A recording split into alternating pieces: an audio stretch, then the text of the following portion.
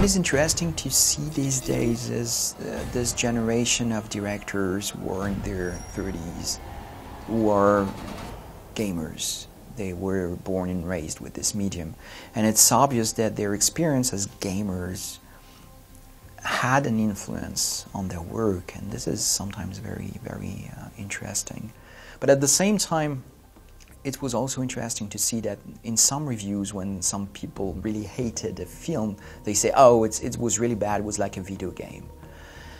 And that's interesting because it says a lot about the perception that society in general can have of video games, and we like to see ourselves as you know, the avant-garde of this new medium, and we invent these new visuals and we're the future of this and that. But actually it's clear that we still have a lot to learn, to evangelize and show that video games can be maybe more than what people think today. I never thought that photorealism was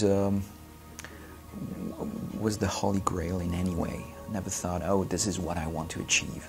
I worked on realistic rendering so far because I thought that it was the rendering that worked with the games I was creating, with the stories I wanted to tell, and the kind of experiences that I had in mind.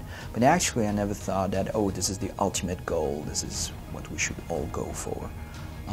I think you can create emotions with non-realistic rendering, and it could be just as interesting and as powerful. So at the moment it's very interesting for me to learn with realistic rendering, and this is why we work on Beyond, and this is why we did this Dark Sorcerer demo, just to learn what it takes to have a real actor represented in real-time 3D in a game.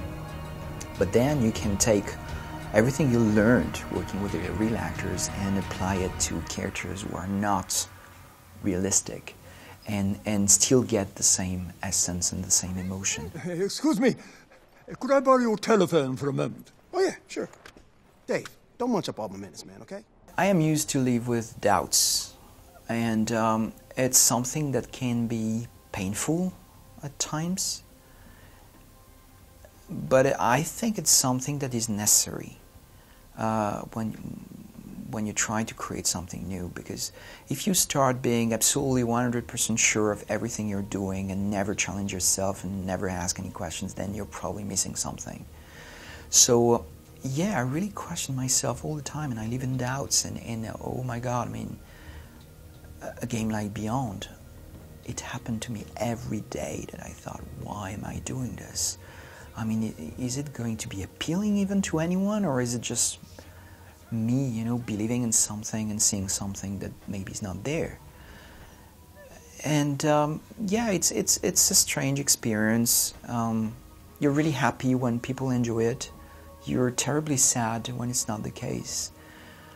But again, I never thought I had the choice, because this is what I'm passionate about. This is what I love to do, and I couldn't see myself doing, you know, another type of game, existing game, and just do my version of a shooter or platformer. And with all the respect I have for these genres and the people making them, I just can't do it. I believe in interactive storytelling, even if people like Steven Spielberg or George Lucas don't seem to share my opinion.